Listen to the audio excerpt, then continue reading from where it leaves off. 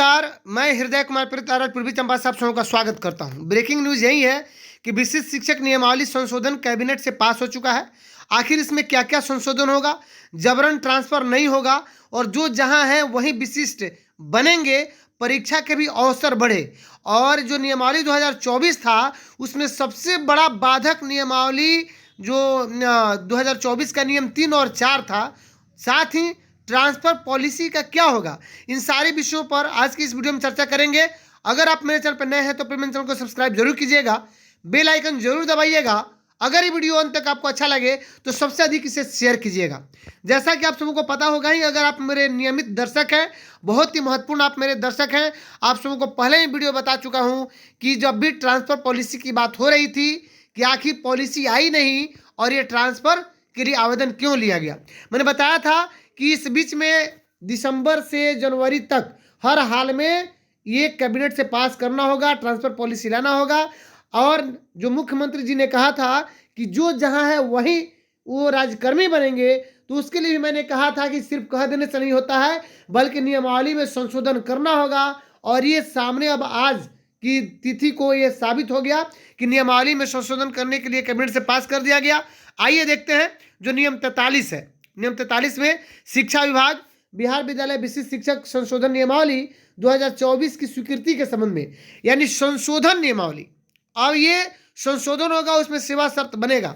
और आइए यहाँ पे लिखा गया है कि शिक्षा विभाग बिहार पटना संचिका संख्या 11 नियमावली 1/2/2023 अंश 1 प्रेस नोट जारी किया गया है कि बिहार विद्यालय विशिष्ट शिक्षक संशोधन, यहाँ पे देख लीजिएगा, नियमावली 2024 की स्वीकृति के संबंध में, अर्थात उस नियमावली में संशोधन होगा। बहुत सारी खामियां थी, अभी तो एक बहुत बड़ी खामियां है जिस पर हमारे शिक्षक लड़ रहे हैं, जो सेवा निरंतरता है। अब सेवा निरंतरता का क्या होता है, इस संशोधन में मिलता है कि नहीं मिलता है, ये भी एक बहुत बड़ी खामी थी 2024 जो विशिष्ट शिक्षक नियमावली थी। अब बात आ रही है कि इस नियमावली के संशोधन उपरांत विशिष्ट शिक्षकों के सक्षमता परीक्षा, जी हाँ महोदय, इसी को 3 बार कहा गया था। जो हमारे तत्कालीन के पाठक सर थे, एसीएस साहब, उन्होंने, और शिक्षा मंत्री जी के द्वारा भी जो चौधरी जी थे, उन्होंने कहा था कि चलिए मौका आपको 5 बार दिया जाएगा। कहा गया था कि 3 जो लाइन है वो, यानी 3 बार आपको ऑनलाइन 3 बार सीबीटी मोड में कंप्यूटर बेस्ड टेस्ट, और 2 बार आपको ऑफलाइन मैनुअली आप एग्जाम दीजिएगा ओएमआर सीट पर।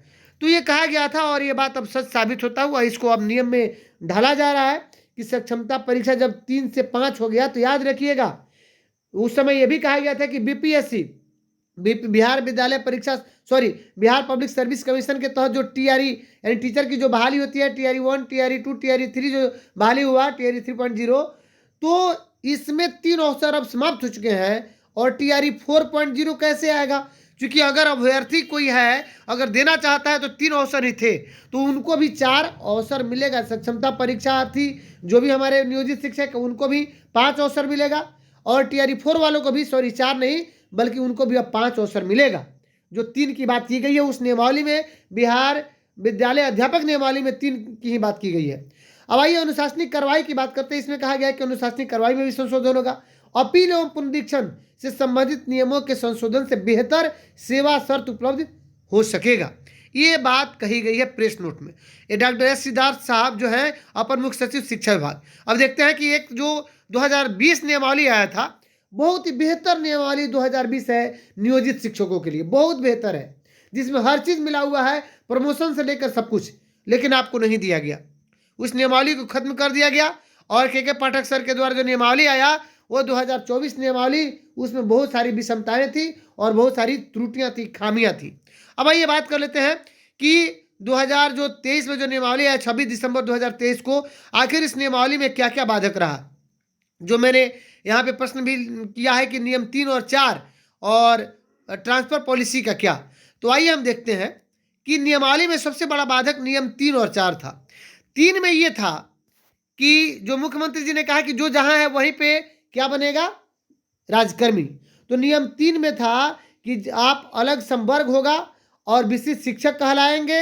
विशिष्ट शिक्षकों को सक्षमता परीक्षा उत्तीर्ण करने एवं ऐसी सक्षमता परीक्षा के उपरांत आवंटित विद्यालय में योगदान करने की तिथि से जिला स्तर पर एकल संवर्ग के रूप में विलय हो जाएंगे। यानी योगदान आवंटित विद्यालय, यानी जो विद्यालय आवंटित किया जाएगा, अब विद्यालय आवंटित नहीं होगा, ये अब संशोधन कर दिया जाएगा और ये पारा अब नहीं रहेगा संवर्ग के गठन में, ध्यान रखिएगा। बशर्ते कि नियम 4 के तहत सक्षमता परीक्षा उत्तीर्ण करने पर विशिष्ट शिक्षा बिहार विद्यालय, यानी अच्छा 2023, ठीक है।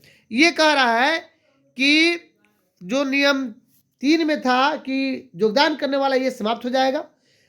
इसी नियम 3 में जो था कि स्थानीय निकाय के शिक्षक जो नियम 4 के तहत सक्षमता परीक्षा शामिल या उत्तीर्ण नहीं होते हैं, स्थानीय निकाय शिक्षक के रूप में बने रहेंगे। तो जी बिल्कुल बात सही है। अगर अभी भी जो नियोजित बने रहना चाहते हैं बने रहेंगे, कोई उनको हटा नहीं सकता है, किसी तरह से उनको परेशानियों का सामना नहीं करना होगा। अब बात कर लेते हैं कि नियम 4 क्या था।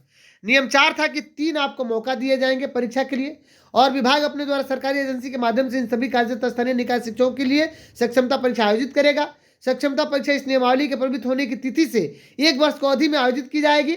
यानी लगभग अब 3 तो परीक्षा समाप्त हो चुकी है 1 वर्ष की अवधि में, चौथा परीक्षा आने वाला है। और चौथा परीक्षा जब तक नियमावली में संशोधन नहीं होता तब तक परीक्षा नहीं लिया जा सकता था, क्योंकि मैंने पहले भी कहा था कि 5 परीक्षा के लिए नियमावली में संशोधन करना होगा। ट्रांसफर पॉलिसी के लिए चूंकि रद्द हो चुका है ट्रांसफर पॉलिसी, उसके लिए भी नियमावली में संशोधन करना होगा, कैबिनेट से पास करना होगा। और जो जहां पे है वहीं राजकर्मी बनेंगे, इसके लिए भी कैबिनेट से पास करना होगा, संशोधन करना होगा। तो हमारे सामने ये अब सब कुछ होता हुआ ये दिख रहा है। अब आइए सक्षमता परीक्षा में उनकी मेधा क्रमांक के आधार पर जिलों का आवंटन, तो जिलों के आवंटन की भी जो ये बाध्यता थी ये भी समाप्त हो चुकी है, कोई कहीं भी जा सकता है और ट्रांसफर पॉलिसी में बाध्यता नहीं रहेगी।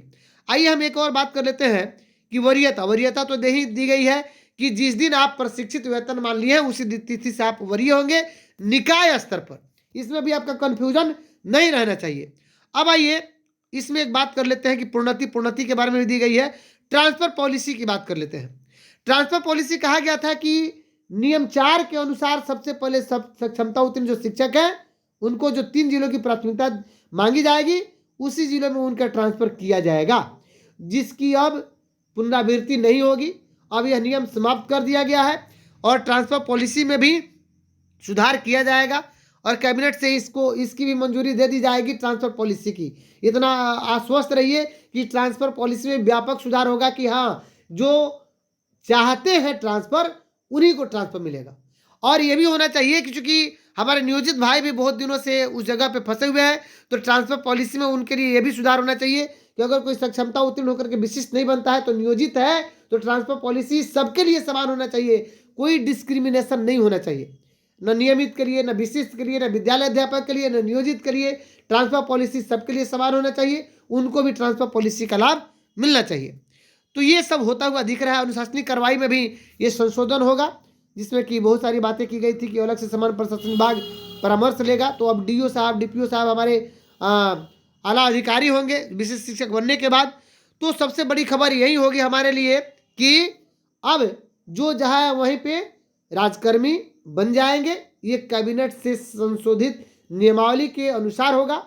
दूसरी बात की परीक्षा अब 5 होगी, यानी जो चाहते थे कि भाई सीबीटी मोड में नहीं देंगे, हम मैनुअली देंगे, उनके लिए भी अब अवसर 2 आएगा। और ट्रांसफर जो होगा, जो घेराबंदी करके एक तरह से शिक्षकों का जबरन ट्रांसफर किया जा रहा था, अब वो बात नहीं होगी। अब सबसे इंपॉर्टेंट जो बात है वह सेवा निरंतरता है।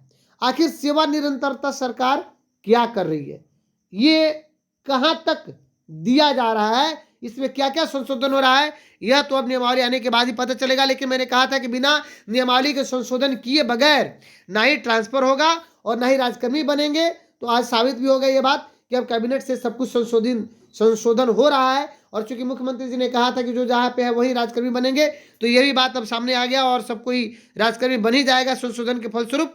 तो चलिए, ये अच्छी खबर है। अगर आप मेरे चैनल पर नए हैं तो मेरे चैनल को सब्सक्राइब जरूर कीजिएगा, बेल आइकन जरूर दबाइएगा। ये वीडियो अगर अंत तक आपको अच्छा लगे तो सबसे अधिक इसे शेयर कीजिएगा। मिलते हैं नेक्स्ट वीडियो में, तब तक के लिए थैंक यू।